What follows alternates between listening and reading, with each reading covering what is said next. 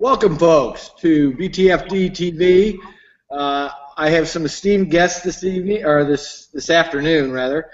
Joe Saluzzi of Themis Trading is joining us.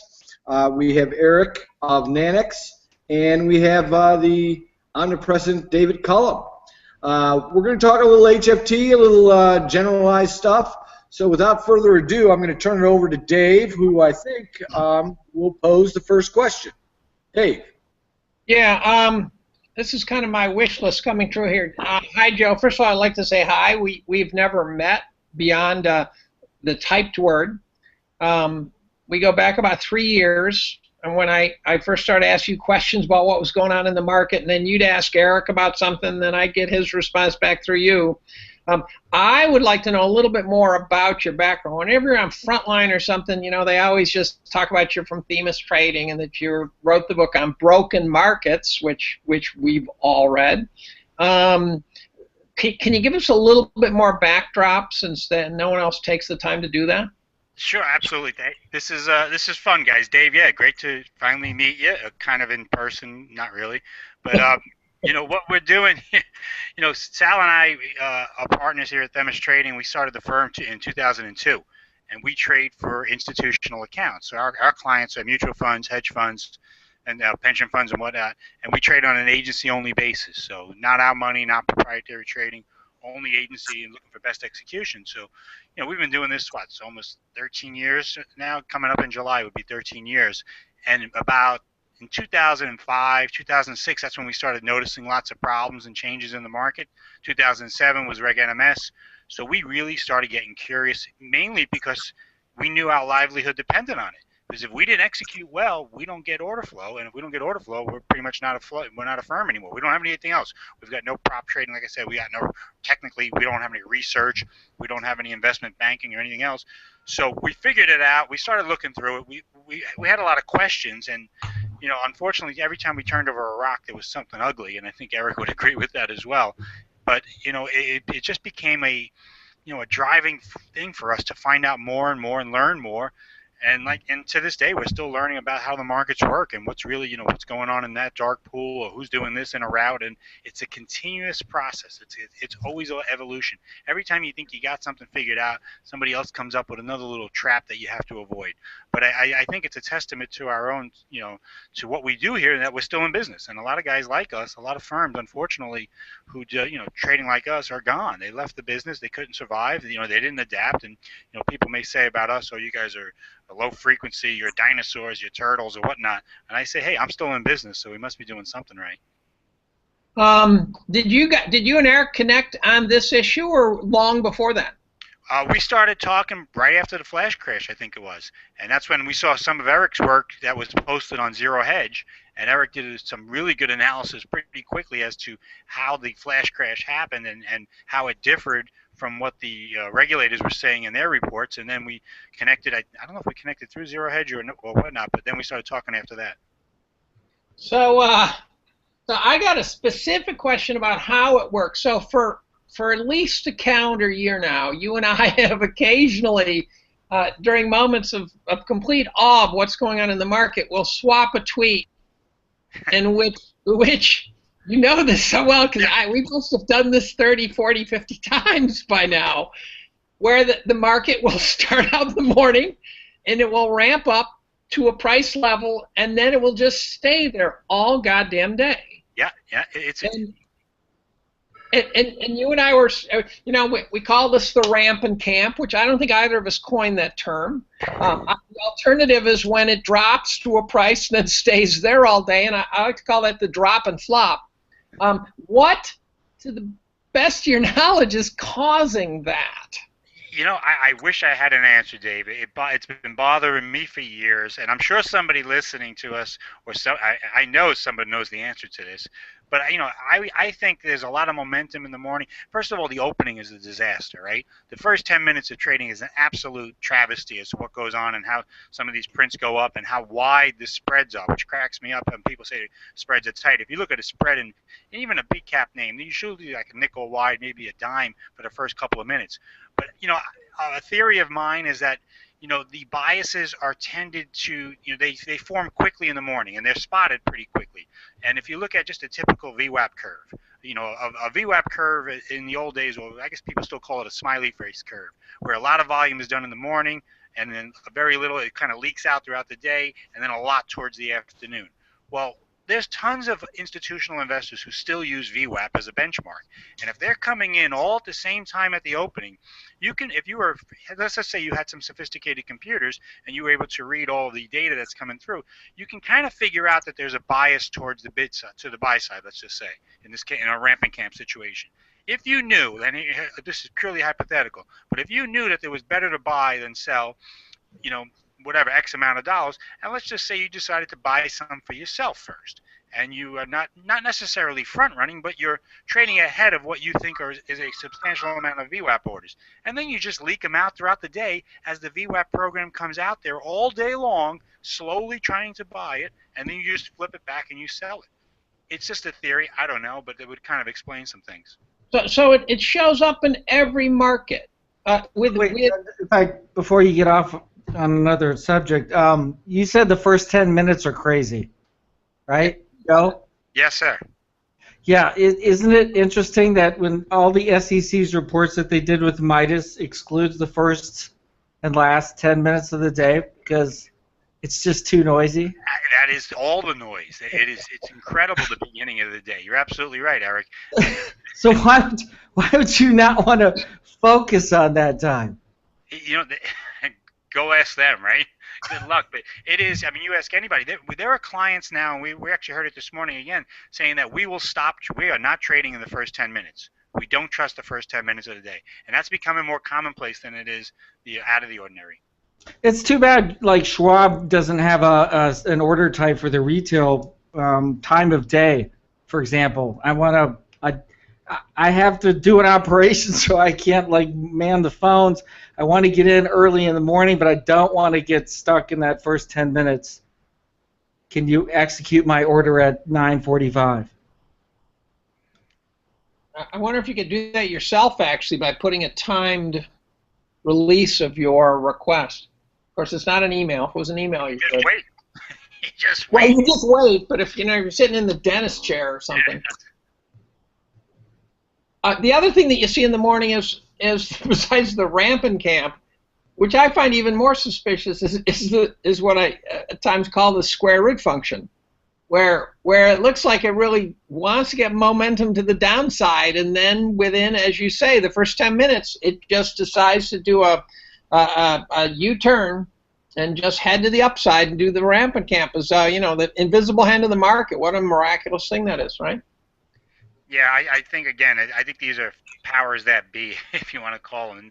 And again, if there's a stock and it's trading with a 25-cent spread, and it should be a nickel spread or a couple pennies, and someone goes out and buys it with a market order in the beginning of the day, that's going to gap it, and then it's going to settle later. So I guess with the theory, the caution is never use a market order. I think we all know that after the flash crash, but you got to be careful with these orders at the opening, particularly. You have to be very careful with your limits. So Eric, I want to just chime in here. You the other day said something about using small market orders. That's right. I was just about to say that. You guys can have it out. I'll shut up now. That's where you get raped the least. Yeah, right. Okay. Now there's a different market that acts completely independently, and I don't know if you pay attention to this. Do you trade everything, or do you trade just equities, Joe?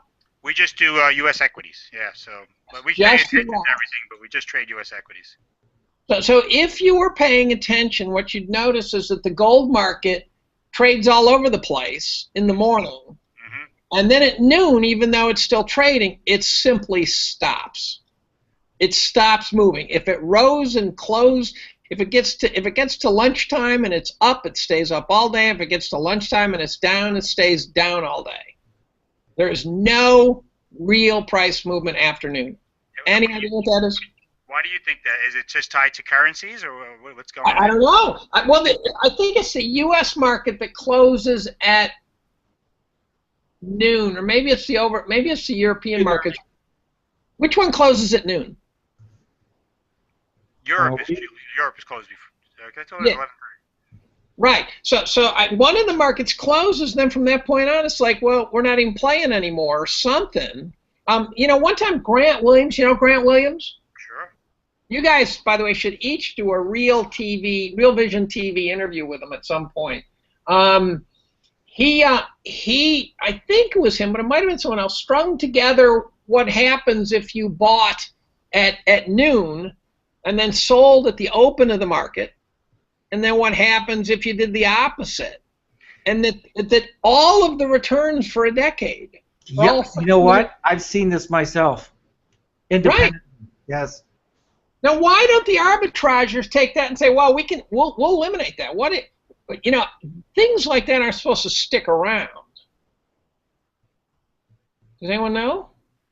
Maybe the long-term cycle is such that it doesn't. You're just at the tail end of it. But this was like 10 years. I mean, I'm not joking. I'm not exaggerating.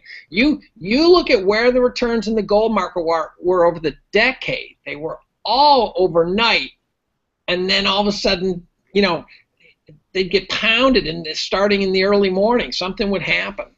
And people have analyzed this, and it's persistent. And you'd think that some gold trader would come along and just take the other side of that bet and arbitrage it away, and it doesn't seem to. No idea though. But Dave, I think we know there's pretty much all automated trading now, and I think there was an article in the FT just the other day about how the LME is now courting high-frequency traders to try to increase their volume over there.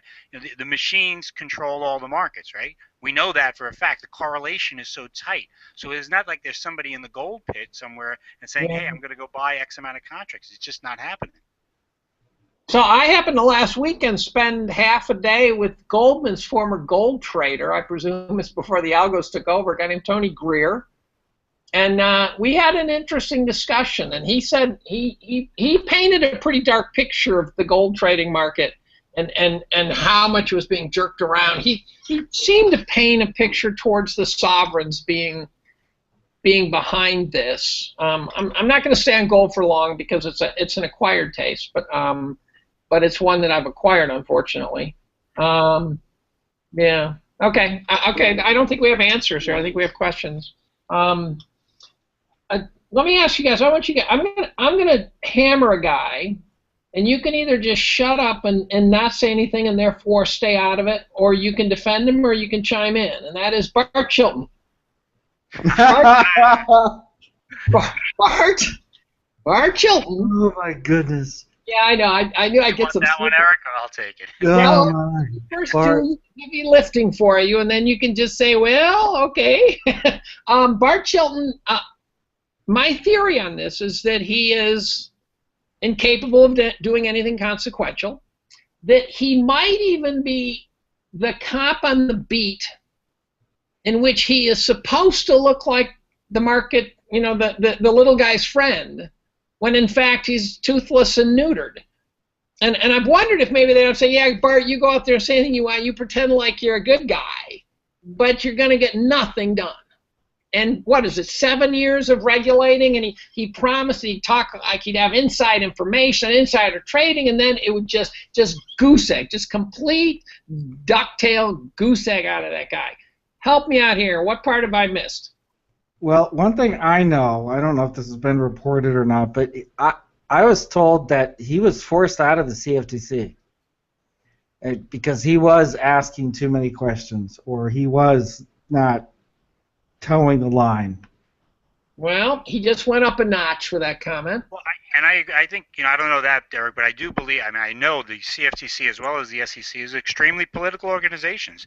They divide on party lines, and what I knew about Bart before he went over to where he is now is I thought he was really good. I liked him a lot, and I thought he would press those questions. I was at a couple of CFTC hearings when he stood up there and he was on his own and he was challenging the status quo, and I was like, wow, this guy is solid. So it was devastating when I heard he went over to the other side like that. He was one of our heroes for a while. Yep, I agree. Pretended to be the good guy, but it just, you'd say, okay, it's about to come, right? And then just nothing. He tried. I do think he tried, Dave, and I think he probably ran into brick walls. Whether or not he came out with a bulldozer trying to break through the brick wall, that's a different story. But I bet he ran, every time he tried something, he hit a brick wall of political problems, or commissioners saying one thing, or exchanges who were very cozy with the commission saying no, no, no, and then he maybe just stopped at that point. But he certainly brought up issues. He became a broken man then. He became a broken man. He just stopped trying to regulate. I think he got hoodwinked by modern markets into, hey, we're the good guys, and we're going to try to clean things up by showing people that we're the good guys, and this is what the good guys do, and we're against the bad guys. Yeah, the bad HFT. Right, he kept saying white hats and black hats. He always says right, that. He got stuck. He got hoodwinked by them. Oh, okay. Yeah. So you think he meant well when he started? I think so. I think he didn't realize who he was getting in bed with. I agree. My wife ran into a guy in Morocco when she was a young punk, and the guy was out of money. He and his wife were out of money, and they decided that they could scam the Arabs. Now think about that one.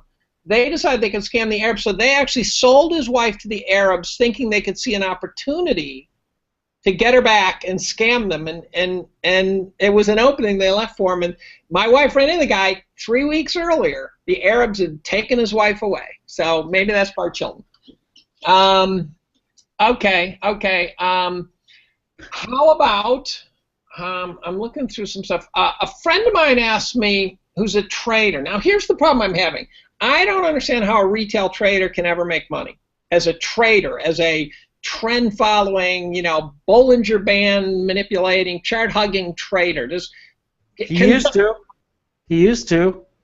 But he claims he still does. Is this just a selection? No, it's true. It's true. Many of my customers are actually click screen traders and are successful, and they simply don't compete. They don't try to compete by time. So they're grinders. I don't know their individual strategies, but I've known them for a long time, and they're still around. Yeah, and I think they're not guys who are going to try to fight the tape, right? They're not guys like us who question everything. If a guy wants to try to make money in the market, he's going to be a momentum following guy, and he's not going to think about whether or not this company has a PE of 50 or 1,000. No, he doesn't care about that. But I asked him, he's going to trade what he sees. You know those pictures of the guys, you do, when there's a gigantic market sell-off like an 87, and there's some guy with his head in his hands, and he's some guy with his head on the top of his head, his hands on the top of his head, and I'm wondering if this guy isn't just in a statistically advantageous window, and that over time he will lose. Is that right or not? My experience is that there are certain people who just seem to have the sense. Yes, they have it, and they are they'll do it for decades. Okay. And the ones who won't last very long, maybe a year or two. Okay. Next question: why did Citadel buy Bernanke? I know exactly why they did it. Why? I'm not sure if I can tell you though. You got it. It's just I can't tell you now, but I think if we go back to October 15th's debacle,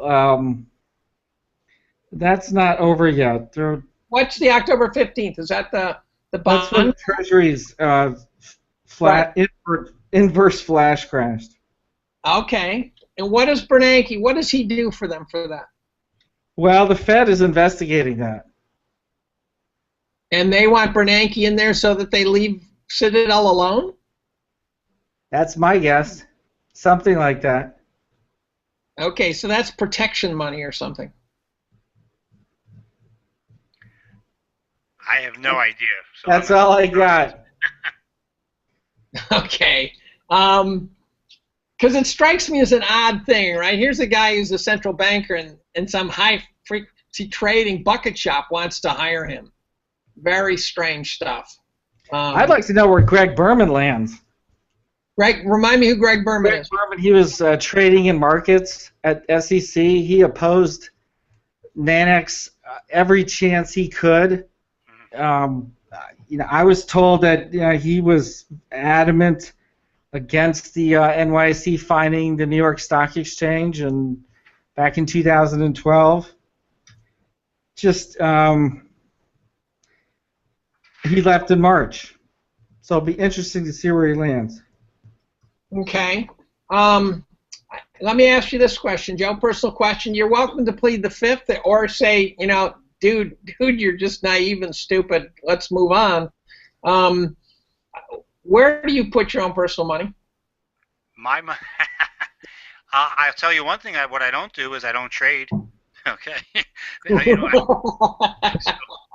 found that I used to trade years ago, and I'm just too. First of all, we got all sorts of rules and regulations which we cannot do based if I got a client in here, if I'm trading a stock. So that becomes just a nightmare in itself. But I find that I'm too close to the action and I get way too emotional. So I just subbed it out to a long-term money guy who handles our stuff here, and 401k and whatnot, and it just gives me a lot more peace of mind not trading. So it's a kind of a 60-40 thing. Yeah, I mean, exactly. If I'm allocation. I got a couple kids coming to college soon, so I'm trying to save for that. But I'm not trading my own account, but I'm certainly trading obviously my clients all day, and that's where we're very in tune to it. But yeah, I wouldn't want to trade proprietarily for a living. I think that'd be pretty brutal. Yeah, it'd also be hard to do it. Keep your head straight, right? If it's your money, then the emotional component would become particularly difficult. Well, that's what it is. That's why being a money manager or a hedge fund manager is so difficult also. But I know what we do is we're agency guys, so it lets us focus more on the process and how the trade is taking place, and it removes that, oh my God, I'm losing money on the trade from the equation, and it just lets me really see how can I get best execution for this client. How, where am I going to trade it? What's the best way of doing it without having to worry about, oh my God, I just lost X percent or whatever it is. And our clients seem to, I think they give us a lot of, they'll give us the business because they don't want to handle that as well, because they tend to get emotional sometimes. So it's almost like, okay, I'm going to sub it out to Joe to trade it because I don't want to deal with the emotions of it. So that's why athletes have agents. China. To me, China looks like it's going to do a Nikkei move on us at some point here. Actually, I like to call it the Shinkai. And I looked up Shinkai one day, and it's actually a real word. It means inappropriate behavior, which struck me as incredibly ironic that I should coin that phrase. But it looks to me like China's blowing through an incredible equity bubble. Is that right? You guys agree? Oh, no, outside of my field. Yeah, I mean, it certainly feels that way. I don't trade China, but just viewing it, when you're expert, 100% or more per year, and you have questionable accounting standards, and certainly, but who knows? Bubbles could last for a long time, right? You could say that it's going to blow up. Yeah, it probably will eventually, but I don't know when. Yeah, I know. It's always, you say water when, but not both is the rule. Okay. Where do I want to go with this one? Bonds. So you're 60-40. You both kind of answered that question the same, by the way. I asked Eric that one last week. Does the bond market scare you? Do you worry your 60-40 could become a 30-20 fast? Yeah, I think the bond market is certainly taking on more characteristics of the equity market lately. And, it's been a big discussion around the street. Everyone's talking about the liquidity problems in the bond market. And that's nothing new, I think, when it comes to, let's just say, junk bonds or some of the more, illiquid ones like muni bonds, or, for instance, you're not trading muni bonds, of course. But now that's starting to seep into the liquid area of treasuries. And like Eric mentioned before, the October 15th event of last year scared a heck of a lot of people. And, I spoke to some people in D.C. A few others have spoken to them. They wanted to know what characteristics did the bond market just take on that looked like your fragmented world of the equity market all of a sudden, and things happen quickly. I think, Dave, your question's more about, okay, what's going to happen longer term with rates? Are they going higher and whatnot? But what scares me is how these damn things are trading and how they should be trading. It's a different world. Maybe it's because the Fed pulled out so much with their own bond buying program, the largest buyback in the history of the world, right? Or maybe it's something else, but it's certainly a different type of market now than it was, say, 5 or 10 years ago. Yeah, I think the Fed's level of concern, the Fed is really a lot of economists who don't pay any attention at all to intraday moves. The Fed's concern about a 20-minute intraday move, I think, says a lot about how nervous they are. Well, you know, the fact they've kept zero interest rates for what, 6 years now or something, and you know, if you look at the stats that they claim to be true, they claim that unemployment's approaching sort of zero operationally, which we know is false, right? This is zero hedge level thinking, right? You can't read zero hedge more than a couple times a day without getting all this as being, well, that's baloney. There's 100 million working age people who are not employed, but the Fed claims there's 5% unemployment. But they're keeping rates so low for so long, and they're the first to admit that Greenspan kept rates so low for so long. And that's why we had a housing bubble. Seems to me the bond market at some point is whether fast or slow. Eric, I worry less about the fast ones, believe it or not. I worry about a grinding bond bear market that'll last 15 or 20 years. Well, it's a macro event, right? So, I mean, you're worried about a macro event. Nobody's controlling that macro event except for the people that we elect into office. Well, except for the fact that, you know, it's at some level you control it because it's like if someone sold you a Porsche but you paid $500,000 for it, you're almost guaranteed to wish you had to do that, right? Even if you think you can sell it tomorrow for $600,000, there is a decent chance that at some point down the road, and by the way, as Hussman says, you know, someone's got to own these assets at all times, and so someone has got to ride these bonds down, and someone's got to ride these equities wherever they go. And so, the great risk is to have 40% of your portfolio that grinds to dust over the next 10 or 15 years, right? That's too much for you guys. Huh? That's way out of my time horizon. Yeah. Well, but if you guys claim 60-40, it's not, right? In terms of your life, it's not. True, but if you know, maybe it's not a long-term bond. You got to be short. Your duration has to be much shorter here. No. Oh, absolutely. But then you get no return. Well, I mean, you're making 10 to 15 years sound like I do something and then I go away and come back 10 to 15 years later. I think there'll be some adjustments if something that large is grinding down to zero. Well, my assertion would be that it's a slow grinding bond bear market. There would be no moment, no epiphany that tells you get out of bonds. You would just sort of year after year just kind of not get anywhere, right? You'd not progress. Well, Dave, I'll tell you a story about a guy I know about 3 or 4 years ago. He came into some money and he wasn't sure. He didn't want to mess around in the equity world, and he wanted to buy bonds. So he went out and bought muni bonds. He loves muni bonds, this guy. And they started telling him 3 or 4 years ago. They said, "Oh, you don't want to buy a long-term bond here. It's only yielding if it's a 5% coupon." It was a yield of 5% at the time. And he's like, "I don't care. I'm taking the 5, and I'm gonna hold to maturity. This is my money, and I'm not gonna risk the cap. I don't care about the capital, the capital gain part of it." And he started clipping 5s a couple of years back, 4s about a year or two ago. Now he's at around 3.5. He doesn't really like it right now, but he's out there clipping tax-free interest at 4 or 5% a year. Long term, but he's not going to sell those bonds. He's not going to trade those bonds. There's something to be said for that as well. Yeah, but now he has, I think, what you guys call duration risk, where now as this laddered portfolio of his comes to, as the ladders come to term, he's got to buy stuff for which there's nothing. Right. So then he'll either sit in cash on a little bit of it, or wait, or get a smaller piece. You're right. So as they roll through, the coupons roll through. He just buys a little bit more. That's a strategy I wish I would have done 5 years ago. Well, yeah, so I was buying bonds back from 1980 to 87, and the equity guys all said you're an idiot. But in fact, bonds did remarkably well if you were in long duration bonds. You could buy 15%. If I could buy a 15% bond for 30 years, that would be pretty appealing to me right about now. Sure. Although it's easy to forget what inflation looked like. You guys are such young punks, maybe, but inflation was Bob. Bob might be old enough to remember how horrifying. I remember inflation, definitely. Yeah. I just finished a book inflation has gone on and off for just millennia. They had a massive inflation in the 13th century that screwed up all of society. Inflation kills. It scares me. Deflation does not scare me.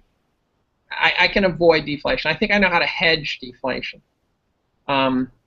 Okay. Bob, chime in here, buddy. I'm going to look through some quickie notes here. Yeah, I got a couple of thoughts. First off, both guys, I'd like to thank you both for coming in today. I greatly appreciate it. This is tremendously edifying. We've talked about a bunch of things relative to, let's go back to equities a little bit. You know, and Joe, maybe you could dovetail a little bit off of Eric's work. I've, of course, read the book, Broken Markets. I think it's a wonderful book.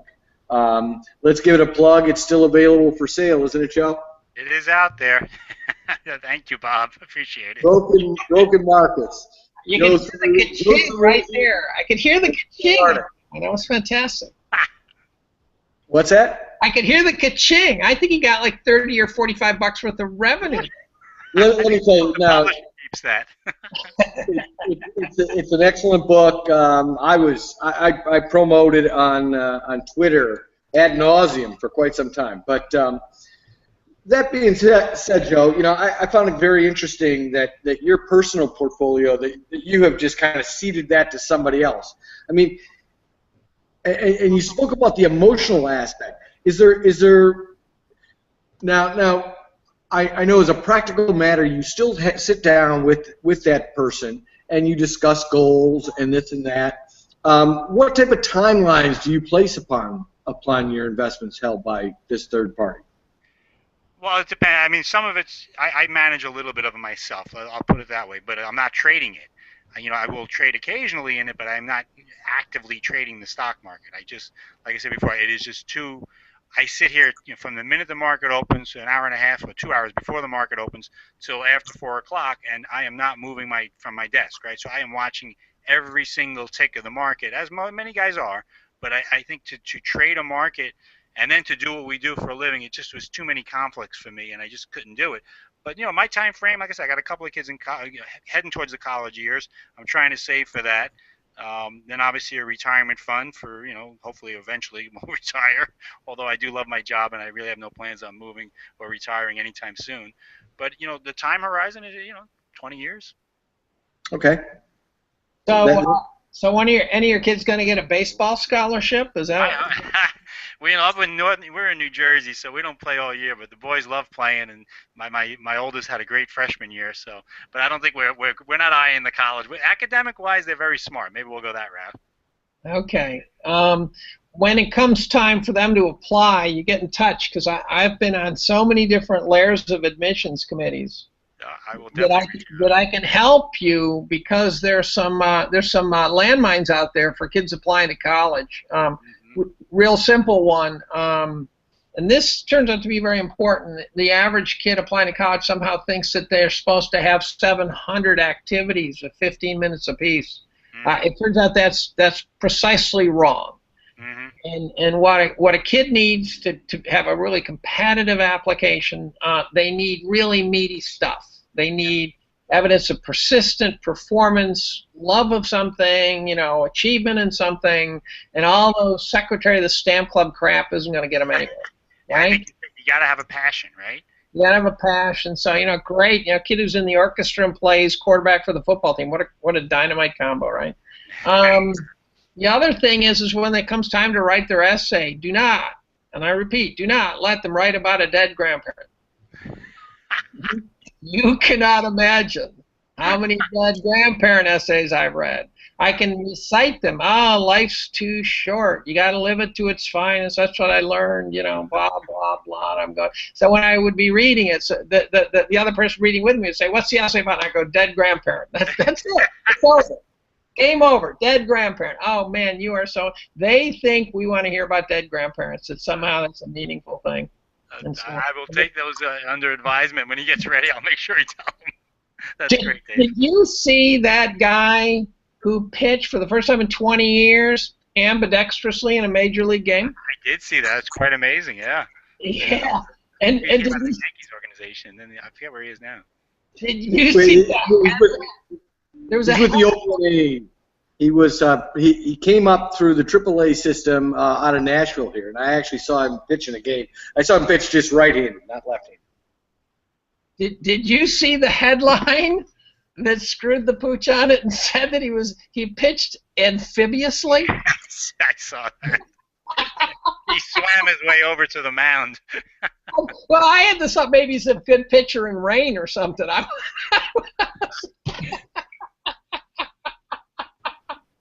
Yeah, on Twitter, if you're not following Ivan the K, I pick up a lot of stuff from Ivan.